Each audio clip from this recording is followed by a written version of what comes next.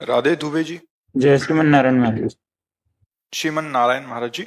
महाराज श्री राम कृष्ण नारायण नरसिंह जगन्नाथ सब एक हैं, परंतु स्वरूप भिन्न होने से मति भी भिन्न हो जाती है। किसी एक भगवान के प्रति अनन्यता नहीं रह पाती। गुरु का वर्ण कर लिया क्या है?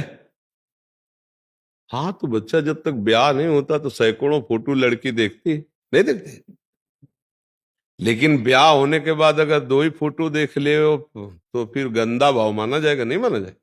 हे, तुम्हारा ब्याह हो गया, तुम दूसरे लड़कों की फोटो काहे को देखते हो? आ जाएगा, नहीं हो जाएगा? तो अभी ब्याह ही नहीं हुआ तो फिर कैसे समझ में आएगा?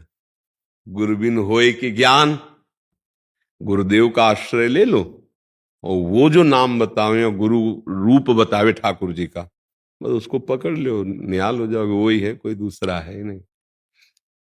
देखो, जब आप कोई नाटक देखते, सिनेमा जैसे देखते और अभिनेता से आपका परिचय हो जाए तो कभी कभी वही अभिनेता अच्छा रोल करता है, कभी कभी निगेटिव रोल भी करता है, दोनों रोल करते ना। लेकिन जब आप पहचानते हो ना तो आप केवल मनोरंजन करेंगे, आप ये नहीं मानेंगे कि बहुत गंदा आदमी है। जब आपसे कोई कहेगा कि बहुत गंदा आदमी तो कहोगे नहीं, पर्सनल में नहीं है, ये अभिनय में गंदा कर रहा है, पर्सनल में नहीं है, क्योंकि आप उसको जानते हो। ऐसा अगर जान गए तो श्री कृष्ण के सिवा पूरी सृष्टि में कुछ नहीं है, वो अपने आप से अपना अभिनय कर रहा है, जगन नाटक वही भवा। तो नरसिंह रूप भगवान राम रूप भगवान नारायण रूप भगवान के, ये रूप तो ये तो भगवान के हैं, ये भी भगवान के ही है, पक्का समझ लो। वो अपने जगन नाटक वैभव पर ऐसा जादूगर है कि अपने आप को इतने रूपों में बना के खेल रहा है, दूसरा कोई है ही नहीं। गुरु प्रताप से बात समझ में आती है। अब इनके प्रति मति जा रही, इनके प्रति नहीं जा रही, इसलिए कि अभी ब्याह मति का नहीं हुआ। जब मति का ब्याह हो जाएगा फिर दूसरी जगह नहीं जाएगी। अंतिम समय भीष्म जी कहते, हे श्री कृष्ण, मेरी मति रूपी बुद्धि रूपी कुंवारी कन्या का अब आप वर्ण कर लीजिए। आज तक कुंवारी रखा है, अब अंतिम समय है, मेरी बुद्धि रूपी कन्या का आप वर्ण कर लीजिए, आप स्वीकार कर लीजिए, क्योंकि अब मैं जा रहा हूं, मेरी बुद्धि आपके चरणों में समर्पित है।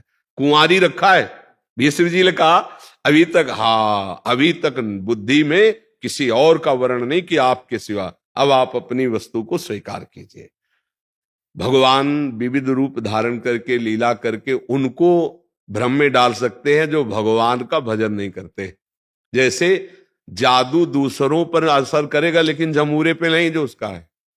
जो जादूगर का जमूरा होता है ना, उसकी परिचर्या में उसको सब पता है कि कहां से कौन हरकत हो रही है। लोग प्रभावित है यार, वो 4 जगह से काट रहा है, एक जगह से भी नहीं काट सकता वो केवल उसकी आंख बांधने का जो मंत्र, आंख बांधने की कला है, उसके द्वारा कई चीजें ऐसी आश्चर्यजनक जिसे सब प्रभावित है, पर वो नहीं प्रभावित है, उसको पता है।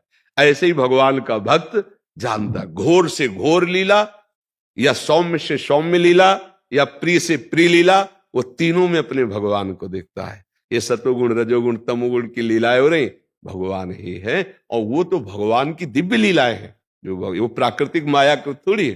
तो अभी बच्चा हो, सदगुरुदेव का वर्ण करो और उनकी आज्ञा से चलो, तब सब संशय नष्ट हो जाते हैं, भगवान में प्रीति हो जाती है। प्रीति के बाद फिर ये नहीं नजर आता कि कोई और है, अपना ही प्रीतम नजर आता। उत्तम के वसस बन माही सपन हुआन पुरुष जगनाही। उत्तम पतिव्रता के अंदर केवल पुरुष भाव अपने पति पे होता है, ऐसे ही भगवत भाव केवल गुरु प्रदत्त ठाकुर पर होता है। गुरु जी ने कहा ये नाम ये रूप बस आजीवन के लिए वही स्वीकार कर ले। पहले गुरु को स्वीकार कर, फिर दो इष्ट देव की स्वीकृति हो जाएगी।